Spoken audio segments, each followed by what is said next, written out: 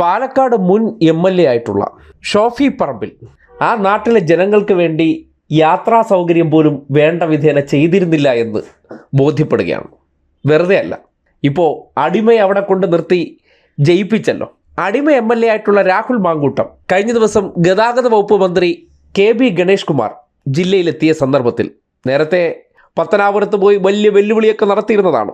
എന്നിട്ട് അതെല്ലാം മറന്ന് ആ ആള് ഞാനല്ല എന്ന നിലയ്ക്ക് വന്നിട്ട് ഈ പാലക്കാടത്തെ യാത്രാക്ലേശം പരിഹരിക്കാൻ ചില സഹായങ്ങൾ വേണമെന്ന് പരസ്യമായി അഭ്യർത്ഥിക്കുകയാണ്.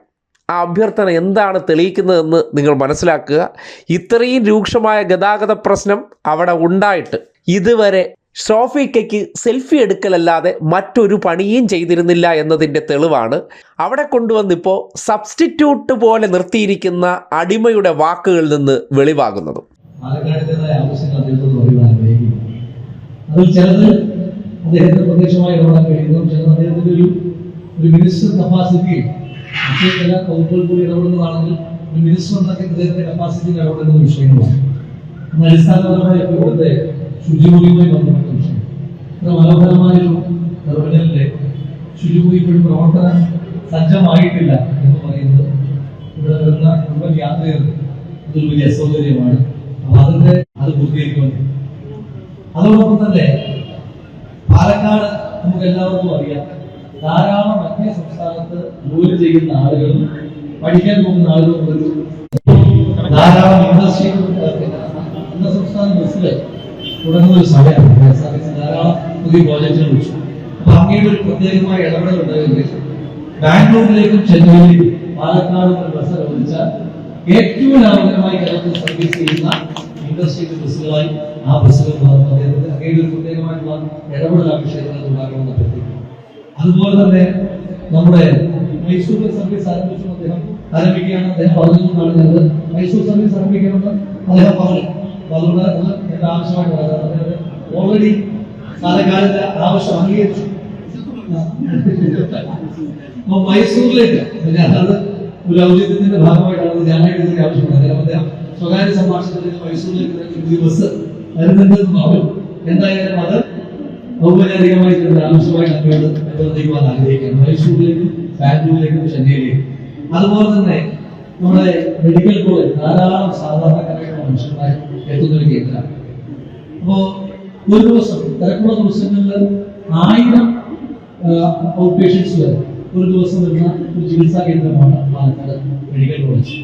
ഇവിടെ നിന്ന് ഹൈവേയിലേക്കാണെങ്കിൽ ഇപ്പോൾ ഉള്ള മാർഗം പറഞ്ഞ ആളുകൾ ഓട്ടോ പിടിച്ചുകൊണ്ട് മനുഷ്യരെ പോകാനായിട്ട് സാധാരണക്കാരായ മനുഷ്യന്മാർ.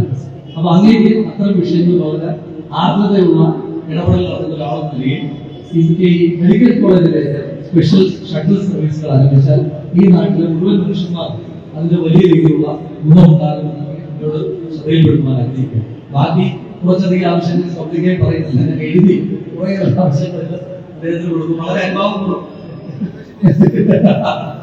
വളരെ അനുഭാവപൂർവ്വമായിട്ട് അദ്ദേഹം അതെല്ലാം പരിഗണിക്കാമെന്ന് ഉറപ്പ് തന്നിട്ടുണ്ട്. ഞാൻ തുടക്കത്തിൽ തന്നെ പറഞ്ഞു, ഞാൻ വളരെ തുടക്കക്കാരനാണെന്ന് പറഞ്ഞപ്പോൾ തുടക്കക്കാരോട് പ്രത്യേകമായ കരുതൽ ഞാൻ കാണിക്കാറുണ്ടെന്ന് പറയാം. ആ കരുതൽ മുഴുവൻ പാലക്കാടിനോടും പാലക്കാട് ജനപ്രതിനിധികളിലും എന്നോട് കാണിക്കുമെന്നാണ് വിചാരിക്കുന്നത്. പുറത്തിറങ്ങി ഇടതുപക്ഷത്തിന്റെ മന്ത്രിമാരെയെല്ലാം തെറി വിളിച്ചും മാപ്ര കോലുകൾക്ക് മുന്നിൽ പച്ചക്കള്ളം പറഞ്ഞുകൊണ്ടാണ് നടക്കുന്നതെങ്കിലും കാര്യങ്ങളെല്ലാം നടത്തിയെടുക്കാനായിട്ട് മന്ത്രിമാരെടുത്ത് വരണം. മന്ത്രിമാരെ പുകഴ്ത്തും, കുറച്ച് പതപ്പിക്കും, കാര്യം എങ്ങനെയെങ്കിലും കാര്യങ്ങൾ നടത്തണമല്ലോ. പക്ഷെ അതല്ല, അടിമ അറിയാതെ പറഞ്ഞു വെക്കുന്നത് പാലക്കാട് കേന്ദ്രീകരിച്ച് കഴിഞ്ഞ 13 വർഷമായി ആ മണ്ഡലത്തെ പ്രതിനിധീകരിച്ചിരുന്ന ഒരു MLAക്ക് ഈ പ്രശ്നങ്ങളൊന്നും ഇതുവരെ അറിഞ്ഞുകൂടായിരുന്നു. ഇത്തരം വിഷയങ്ങളിലൊന്നും ഇടപെട്ടിരുന്നില്ല. യാത്രാക്ലേശം പരിഹരിക്കാൻ വേണ്ടി ഒരു തരത്തിലുള്ള നടപടിയും നടത്തിയില്ല. നാട്ടിലെ വർഗീയ കോമരങ്ങളോടെല്ലാം നടന്ന് സംഘികളുടെ ഇടയിൽ ചെല്ലുമ്പോൾ സംഘിക്കയായും സുഡുക്കളുടെ ഇടയിൽ ചെല്ലുമ്പോൾ സുഡൂക്കയായും അദ്ദേഹം അങ്ങ് വിഹരിച്ച് ഈ 2 ആൾക്കാരെയും ഒരേപോലെ കൈകാര്യം ചെയ്താണ് അവിടെ വിജയിച്ചുകൊണ്ടിരുന്നത്. ആ വിജയിച്ചുകൊണ്ടിരുന്ന വ്യക്തി മണ്ഡലത്തിൽ കാര്യമായിട്ടുള്ള ഇടപെടലൊന്നും നടത്തിയിട്ടില്ല എന്ന് ഈ ഒരൊറ്റ പ്രതികരണത്തിൽ നിന്ന് മനസ്സിലാകുകയാണ്. അല്ലെങ്കിൽ 13 വർഷമായി ഇത്രയും ബസ്സുകളുടെ ഷോർട്ടേജ് ഉണ്ടായിരുന്നെങ്കിൽ എന്തുകൊണ്ട് ഇത് ശ്രദ്ധയിൽപ്പെടുത്തിയിട്ടില്ല? ഇന്നലകളിൽ അവിടെ വന്ന വ്യക്തിക്ക് പെട്ടെന്ന് ഈ വിഷയത്തിൽ ഇടപെടേണ്ടി വന്നത് എന്തുകൊണ്ടാണ്? ഇന്നലകളിൽ തെരഞ്ഞെടുപ്പ് അഭിമുഖീകരിക്കാൻ പോയപ്പോൾ നാട്ടുകാരുടെ വ്യാപക പരാതി ഉണ്ടായിട്ടുണ്ട്. എന്നിരുന്നാലും നമ്മൾ സകല വർഗീയവാദികളെയും കൂട്ടുപിടിച്ച് വിജയിച്ച് കയറി വരുമ്പോൾ എന്തായിരുന്നു മുൻ MLA പെർഫോമൻസ് എന്നതിൻ്റെ ഉത്തരമാണ് ഷോഫിക്ക് വേണ്ടി സബ്സ്റ്റിറ്റ്യൂട്ടായി പാലക്കാട് കളത്തിലിറക്കിയിരിക്കുന്ന അടിമയുടെ വാചകത്തിൽ നിന്ന് കൃത്യമായി വെളിവാകുന്നത്.